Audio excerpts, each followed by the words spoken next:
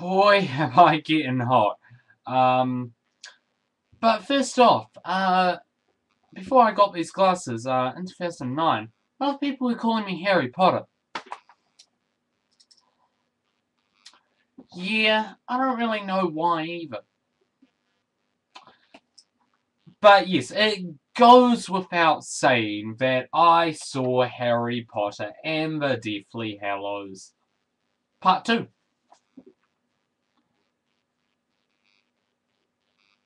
Yeah. Yeah. So yeah, it goes without saying that I saw Harry Potter and the Deathly Hallows Part 2, but I didn't go to midnight because I had school the next day, and the midnight at the cinema I wanted to go to was sold out, and because some people I knew were doing a fundraiser for it on opening night. So I went to that, and it was a great experience because I knew everyone there, and it was great to see everyone's reactions, and it was the second movie I've seen in the cinema where the audience applaud afterwards. This shows that this was a good movie.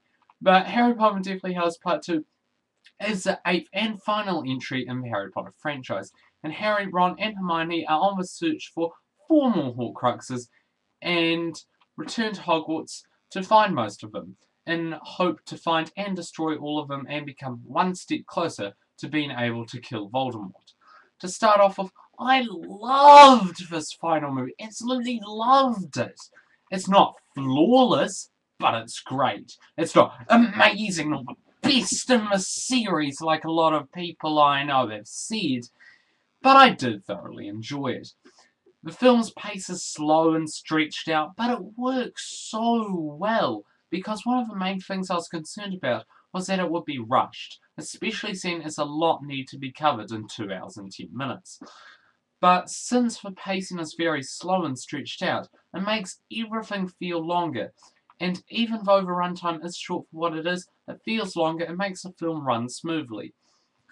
So the slow pace didn't bother me because, all in all, it feels as long as a normal Harry Potter film.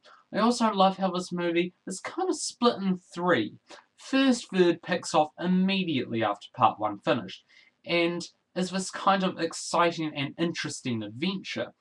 And then the second third is an emotionally gripping section that is quite effective to watch and got a reaction out of me. And that was the third of the film that mostly made this a fantastic film. And the last third is this epic battle and final fight that brings this film and series to an end that has a bang. I thought that having the movie do these three things and at different times served the movie really well and almost made the film the final that it should have been. And this is a finale where anything can happen. Honestly, you don't know what to expect next. At one point, I was even shaking because something happened that I was not expecting at all. And one thing that the Harry Potter series is famous for is the fantastic cinematography and special effects. And this one is no exception. The showy effects and cinematography are still amazing and mind blowing. And I'm not sure if it's just me, but I thought that this one in particular felt more art housey and less of a Hollywood blockbuster.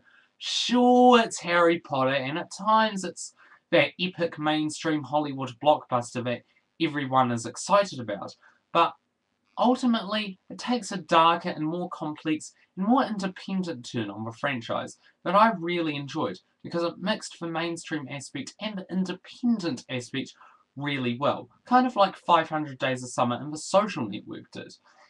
And it did it in a smart way and never took away from the film, just like those other two films did.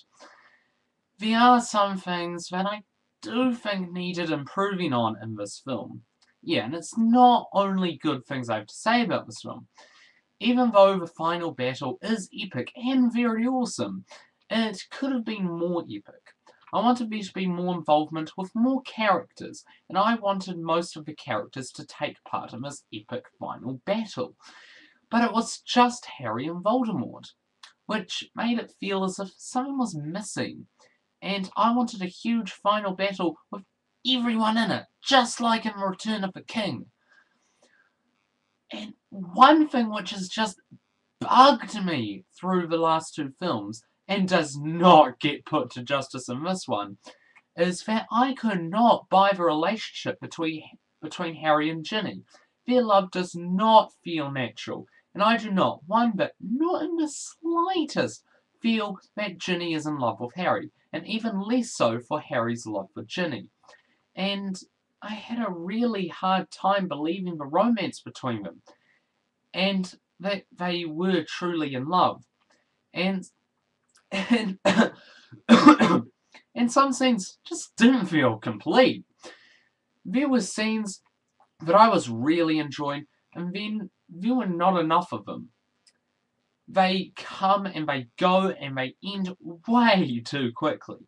And I wanted more from them. I wanted them to go on for longer. Because I was enjoying this film so much. And certain scenes I was enjoying so much. And unfortunately, we don't get too much of those scenes. It's almost as if they teased us. And it was a damn shame that Emma Watson didn't take her top off when the other two boys were. So, Harry Potter 7 Part 2 is a fantastic film that is so close, just so damn close to being the grand finale that it should have been. It's an interesting, gripping, and emotionally moving and also exciting film that makes this series go out with a bang, but unfortunately could have been more epic at the end battle. It's not a great, it is a great end to the franchise, but it is nothing amazing or phenomenal, or finale, which is the best in the series, but nearly does its job, and is a Harry Potter film that is definitely worth watching. I give Harry Potter 7 Part 2 a 4.5 out of 5. So, I loved this final Harry Potter film. It's not as good as the Vital Source Code, but I'm not sure is it as good as True Grit or not. So, either way, but it's my third or fourth favourite film of this year. I'm actually a little surprised. I wasn't expecting it to be this good.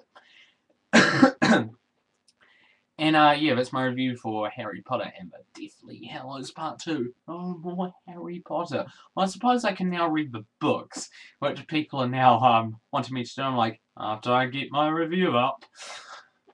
So yeah, I don't want to start reading the books when I want to. I'm a lazy boy.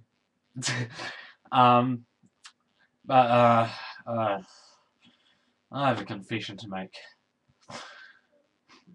I have invented, of my own, 2 Harry Potter pickup lines. And do you want to see them? Yes. Do you want to see my horrible, horrible Harry Potter pickup lines? I think you do. So, here we go.